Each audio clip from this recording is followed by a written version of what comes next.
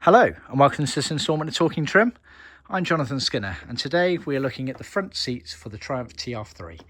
Now this is a bit of a continuation video. I have done a previous instalment, shall we say, where it details TR2 and TR3 seat covers alongside the seat frames and hardware elements of things with some basic overviews of the differences between the seat covers themselves and the similarities between the hardware elements.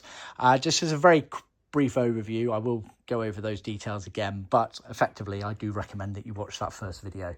There will be links to it at the end of this video, as well as links to other related videos that I encourage you to watch and share with other classic car enthusiasts out there. Do check out the videos on our YouTube channel. I'm doing more and more these days as people have been very warm and receptive to my work, so I do recommend that you spend some good time viewing those videos, as I like to go over lots of different things, and I do the majority of the videos off the top of my head, and so each new video normally has a sprinkling of some new information on there, so be sure to check that out.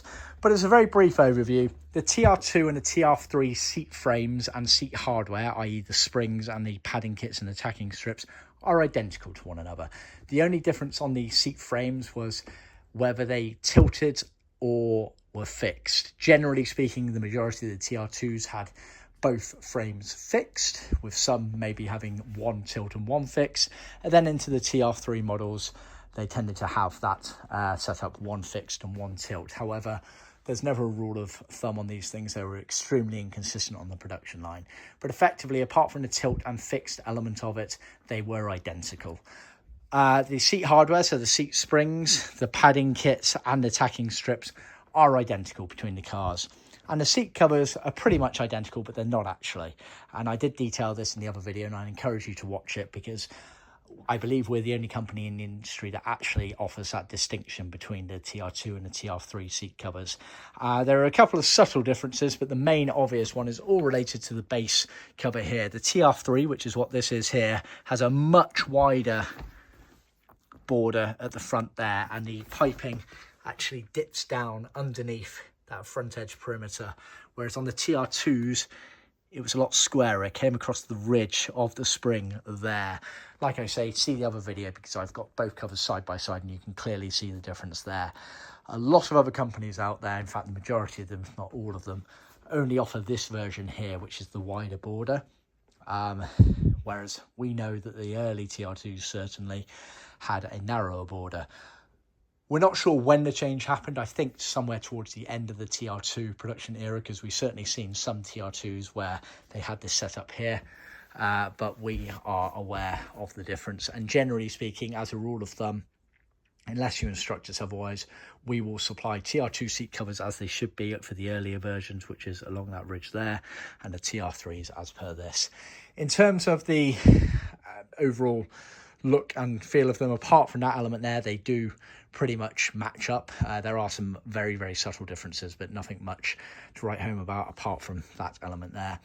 Colours wise, they shared a lot of the colour schemes, but TR2s tended to have same colour piping as per this example here, even though this is going into a TR3, whereas TR3s tended to have white piping both on the inside and the outside of the seat covers.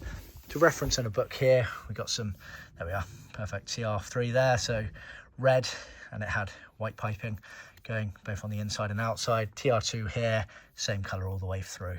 There you are, perfect example. That's a TR2, but it looks to me like the piping is dipping down. So, like I say, there was a crossover. We're not entirely sure when. We've trawled the parts books. There's no chassis number that indicates that the change happened, but we know from the fact that we have original seats in our factory that that difference did happen. In terms of materials, you got a 3-tier option. You've got at one end of the scale everything in vinyl, often referred to as ambler. For originality's sake as well, strictly speaking, it was vinide leathercloth, but neither here nor there when it comes to actual seat covers, which we can potentially offer depending on the colour.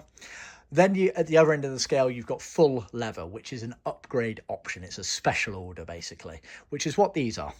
Wasn't original from the factory at all. Original from the factory, they mostly offered what we refer to as leatherfaced, which is the middle ground option.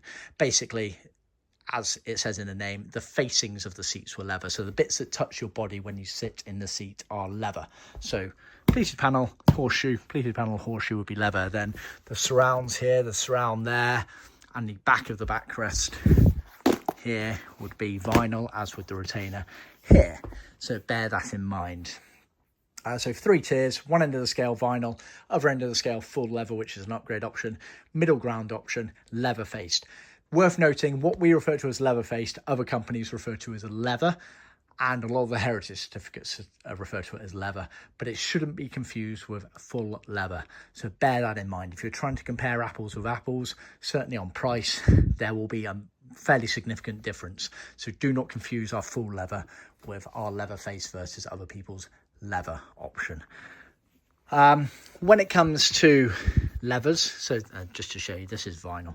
Vinyl's a PVC material. Leathers wise, we for most colours can offer 2 finishes of leather. You've got grained or smooth, as demonstrated here in black. This particular kit, like I say, is an upgrade option. It's a full leather kit, so even all the trim panels have been done in leather, and it's been done in our grained finish leather. So everything on the seats is leather. Even the surrounds for these frameworks here have been done in leather. The retainers have been done in leather. Absolutely everything's leather. The only thing that's not is the piping. The piping is leathercloth, which is what we standardly use for all of our seats where colours allow, not vinyl. A lot of other companies out there use vinyl for their piping. Vinyl for piping is not as suitable. Unfortunately, for a few colours, we do have to use vinyl for piping because there is no leathercloth option available. But I'd say easily 80 or 90% of our colours are available in leathercloth, so we can use it, and we do use it as standard. Do check out my blog post and YouTube video detailing the benefits of using leathercloth over vinyl for piping and for binding of carpets. It's one of those very small but crucial and subtle details that we do that not many other companies out there do. A lot of other companies out there will standardly use vinyl for their piping, simply for the fact they do not want to have to stock a completely different material just for piping and edging of carpets. But they are missing the crucial point in that leathercloth is so much more suitable for piping. It's all related to the thickness of it. Leathercloth's ever so slightly thinner, but it's more robust. And so when wrapped around such a tight space like piping, it doesn't look as bulbous. It looks a lot neater, but also it doesn't snag nearly as easily as vinyl. When vinyl's wrapped around such a tight space like that, 1, it's bulbous, 2, it has a much grippier surface to it. And so you rub your sort of nail down it on vinyl and it will grip and it will start snagging, whereas leathercloth is a very robust surface to it. So that's one of the benefits to leathercloth, and very crucial. Anyway, do see my blog post and video on that because I go into a lot more detail.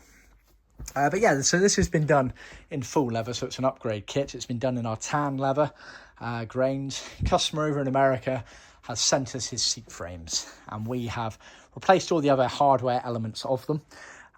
Then we've made the seat covers, and obviously we're in the process of trimming them. So 1 seat's already been done.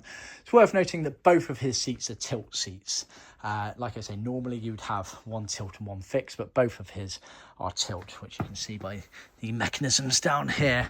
This is an example here of an original one that is fixed. It doesn't tilt forward, no mechanism down the side there. So I think the fact that customers, the other side of the world, send us their seat frames for us to redo really does show the confidence that people have in our quality and workmanship, and why we've had the reputation we have for almost 50 years now.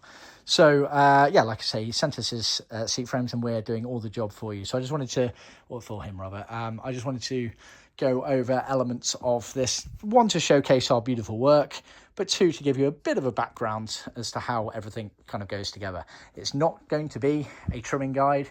We are working on those sorts of things, but in an interim period, if you or your trimmer need any guidance on it, just tell them to get in contact with us. We've got plenty of photos, and I can certainly help on an ad hoc basis, but I wanted to give a basic overview of it all. So let's start with the cushion bases, the bit your bum goes on.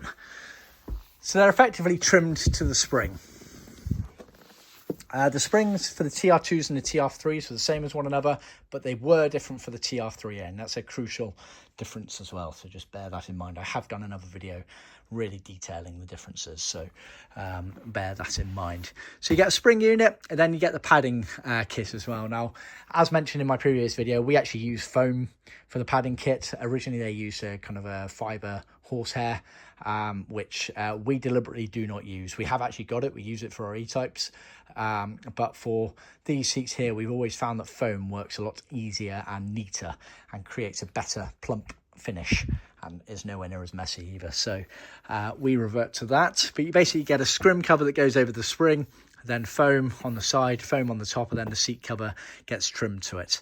You use hog rings to trim it to the framework effectively there, and then that framework would then, sorry, that spring would then go into the framework there.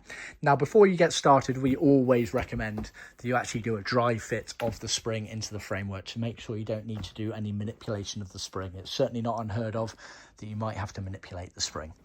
Just to show you the spring, the TR2 and the TR3 spring is quite distinctive because you can see the very bottom layer is very rounded, but then the top part of it is very square like that and kind of overhangs. So that's a crucial difference on the earlier springs, whereas this is a TR3A spring, which you can see is very curvy. Now what we've got here is a 3A, but with the foam element of it set up, and I wanted to show you this because the concept's exactly the same with the earlier one as well. So basically you get the spring, then you get your sewn scrim cover, which you put over the top, and you use that to adjust the height and the tension of the spring dependent on you as a person and how you want to sit in the car. You know, obviously sizes and weights matter with these sorts of things, and so you can effectively add tension down onto the spring, put the scrim over the top of it, clamp it in place with the hog rings, and that's altering both the rigidity and tension of the spring, but also the height that you're going to sit in the car. Now, granted, it's not going to make a huge difference on the height, but every little counts for these classics. So once the scrim's in place, you then have two elements of foam. You have a banana-shaped piece of foam, which wraps around the perimeter, and then you have the piece that sits on top of it there, and again, hog-ringed, and then the rest of it is just lightly anchored, glued in place. You don't have to go over the top with the glue at all because the cover's going to keep it in place. You just need to anchor it down in place. Then when that's set up, you're ready to put the cover on, and then the cover goes over the top of it, hog-ringed in place. Cushion base is fairly straightforward to trim. I'm not going to say it's easy, and I'd much prefer if we did the job for you to make sure it all turns out the way it should be done, but these are obviously examples of how it should look, so this is what you should be aiming for, or your professional trimmer to aim for. And if they're not, then tell them to get in touch with us and we'll point out how to achieve the best results on it. But yeah, obviously applying tension on it to make sure you're not getting any creases or crinkles. You may wish to use a bit of heat or steam to reduce the amount of wrinkling that happens in certain areas. Trimming's a very organic process. You'll do the same job 5 times and you'll get 5 different results. So it's an element of back and forth, back and forth. You're never going to get them. They're not plug and play, basically. You're not going to get them to just work and fit straight away and look absolutely amazing. Very rare. My trimmer does these day in, day out, and he probably 3 or 4 different fits effectively before you kind of nail the one you want. Not so much on the cushions, certainly on the backrest and some things. But yeah, so that's the cushion bases there. Now, while we're on the cushion base element of things, a couple more things to note. When everything's said and done and you're actually done there, you're going to find this is an extremely tight fit into the frame there. Dependent on if it's a tilt frame or a fixed frame, it's going to be slightly easier or harder to actually get it all in there. But tilt frame, you want to be actually tilting the frame partly forward, and then you wedge the frame in, and you might need to literally add a fair bit of force to both get that in there and then to get the backrest down. But that's the way it's meant to be. You don't want this loose and wobbling around when everything's said and done. You want it to be a very, very tight fit. It's also worth noting on original frames that sometimes these bits are a bit bent and warped out of shape, and that might be part of the element that's affecting your ability to get the base spring in there, so do bear that in mind. But when everything's said and done, it should be very, very locked in effectively there. As you can see, all of the pleats are matching up and the piping, etc. On that element of things. Still on the base element of things, the actual framework itself, you get two bits of material, a long piece and a short piece for the tilt frame. The long piece gets, let me just move this out of the way. The long piece gets wrapped around this bit here, and these tails here are the bits that go around this element here and here. And then the short piece gets trimmed around this section here. So you can see, and we've turned it back on itself to create a nice neat finish around there. And this is the main part here where these ears are here. Obviously, if it's a fixed frame, then that piece is null and void. You just have that piece, and then the backrest covers the rest of it because it goes down to the bottom there, if you see. So yeah, that's the element of those pieces there and how they're trimmed in. Backrest, obviously, excuse me, we've got the cover here, which I detailed in the previous video as well, and you can see you have these kind of rough wrinkles and whatnot in the cover. All of that will come out during the trimming process. As you can see here, they're very much tight like a glove. You've got the piping following the circumference of the frame beautifully round there, but everything is very tightly pulled. They're a bit of a mission to get over. You'll end up with kind of little baggy bits around the top there, and you really just need to keep on pulling and pulling and pulling to get that into place properly on the frame. There are a few different techniques: plastic bags, standing over it and pulling it down. Again, talk to me if you're unsure of that element of things. But yeah, the backrest frame, the setup for the foam, and again, I have done another video detailing this as well, but I'll just briefly go over it.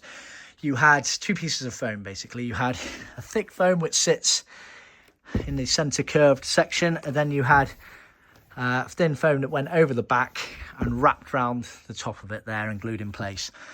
Tacking strip wise, you had tacking strips that went round the curvature here. Now they're hardboard, so you actually want to be soaking them in water for a few minutes and then lightly bending them. And they're actually originally put in place with these split rivets here, which we supply as standard. And this is what we've used on these ones here. But actually, if you have the ability to pop rivet, we'd actually recommend you pop rivet them, because it holds it to the frame so much more securely. It really pulls it in nice and tightly to the frame there. So these work, but you tend to end up with a bit of a wobbly fit, which doesn't matter ultimately. As soon as it's all trimmed in place, everything's going to be held in place, and it really doesn't matter. But my trimmer prefers to use these pop rivets, so I thought I would mention that. But like I say, you do have to soak that in place to get that to bend round, otherwise I'll just snap. With the tacking strips as well, you get tacking strips for the bottom of the seat frame, but only on the no, it's only for the fixed frame. So actually this is a null and void example because this is a tilt frame, but I wanted to put them on there to show you. If this was a fixed frame like this one here, then obviously the back of the backrest cover trims down to the bottom. Oh yeah, perfect. You can see the tacking strips in place. So that is how tacking strips go onto the bottom of the seat frame, but only for the fixed version of the frame. For the tilt version of the frame, they are null and void because there is no trimming of the backrest cover down there. And the beauty of using tacking strips, one, it's original, but two, because trimming is such an organic process, tacking strips really do allow you to move pieces. So you'll tend to find, especially on the backrest, as you're trimming it, you'll kind of anchor it in place, and then you'll want to add tension in a different area. So you'll undo some of the anchor, reapply pressure and tension staples in another area.